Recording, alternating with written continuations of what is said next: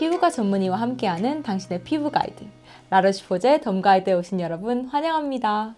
최근 아주 활발하게 활동 중이신 이지수 원장님과 함께 여드름 케어에 대한 모든 것을 쏙쏙 한번 알아보는 시간 가져보도록 하겠습니다. 안녕하세요. 피부과 전문의 이지수입니다. 원장님, 저 여드름으로 정말 고생을 많이 했어서 관련해서 궁금한 게 정말 많은데요. 이렇게 출연해 주셔서 감사합니다.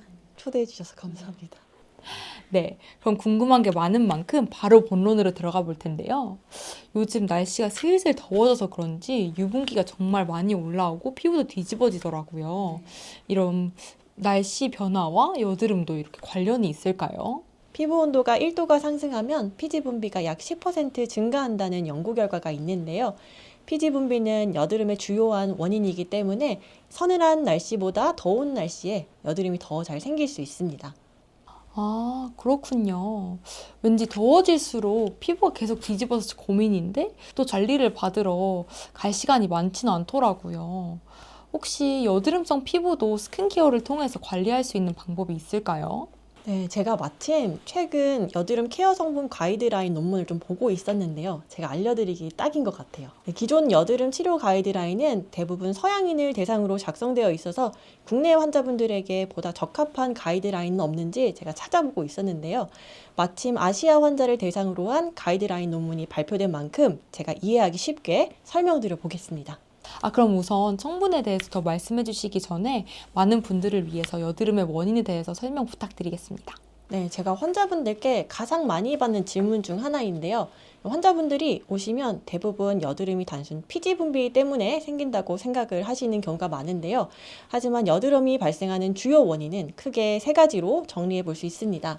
첫 번째는 과다한 피지 분비입니다. 이 피지선에서 과도하게 피지가 분비되는 현상을 말하고 이 과도한 유분은 모공을 막을 수 있습니다. 두 번째는 각질 과각화로 모공이 막히는 것인데요. 이 피지가 나가는 출구인 모낭을 각질이 막아서 여드름이 시작되기도 합니다. 세 번째는 외부적인 요인입니다. 건강하지 않은 식습관, 불규칙한 생활습관 등은 여드름의 원인이 될 수 있습니다.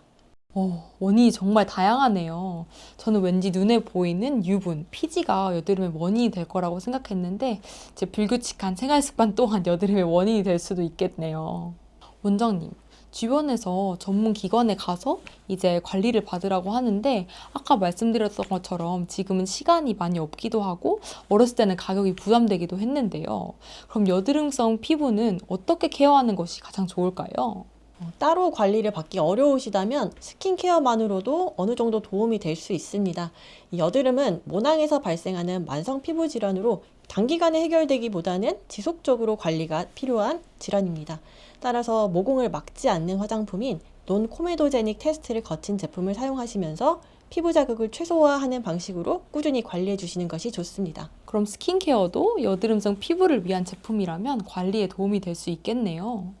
그럼 여드름성 피부가 특별히 사용하면 좋은 성분이 있을까요? 그럼요. 이 여드름 케어에 도움이 되는 성분 가이드라인을 바탕으로 주요 성분들을 설명드려 보겠습니다.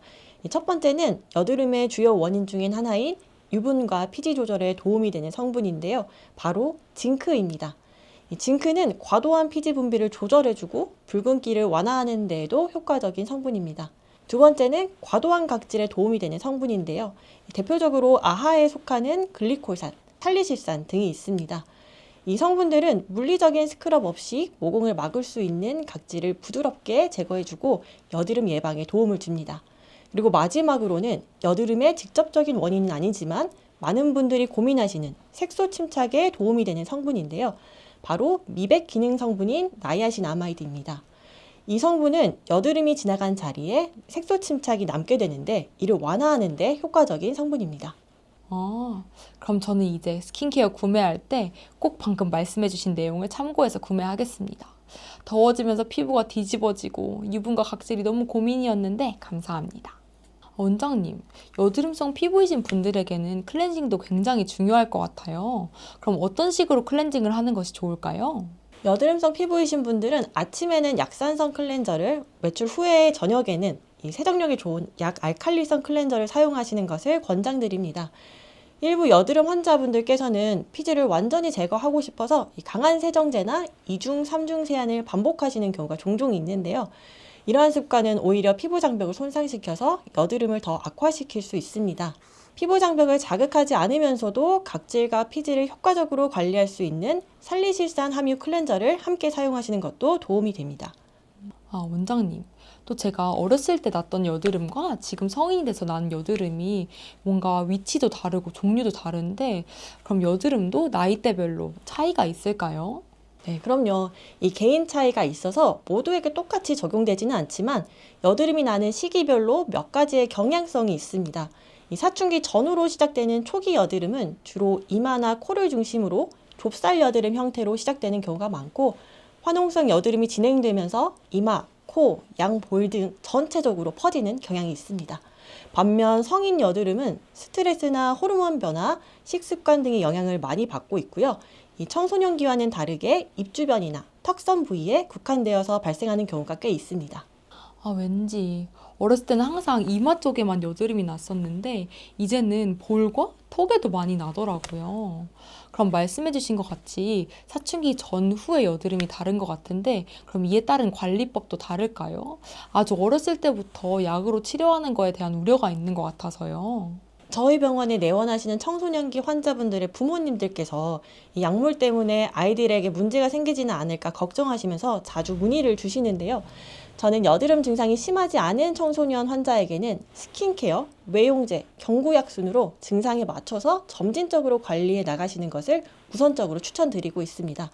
반면 성인 환자분들은 약물 치료에 대한 거부감이 적은 편이기 때문에 이 스킨케어와 더불어서 피부과 시술 그리고 약물 치료도 함께 병행하는 접근을 권해드리는 경우가 많습니다. 아, 그럼 여드름도 상태 그리고 나이에 따라서 다르게 케어하는 것이 좋겠죠? 네, 여드름이 심한 경우에는 피부과 전문의 선생님의 진료와 처방에 따라 약물 치료를 우선적으로 진행하시는 것이 중요합니다. 치료 후에는 여드름성 피부를 건강하게 유지하고 재발을 예방하기 위해서 피부 타입에 맞는 적절한 스킨케어 제품을 사용하는 것을 권장드립니다. 원장님, 정말 감사해요. 저 성인 여드름으로 삶의 질이 굉장히 낮아져서 화장을 두껍게 하고 마스크 쓰고 굉장히 우울하게 다녔었는데 덕분에 광명을 찾았어요. 감사합니다. 이렇게 여드름에 대한 정확한 정보를 전해드릴 수 있어서 저도 정말 기뻤습니다. 이 여드름은 단순한 피부 고민이 아니라 꾸준한 관리와 치료가 필요한 피부 질환이기 때문에 정확한 진단과 적절한 치료를 통해 건강한 피부로 회복하시길 진심으로 바라겠습니다. 네, 이렇게 이지수 원장님과 함께 여드름의 원인, 원인별 유효 성분, 그리고 치료 방법에 대해서 알아봤는데요.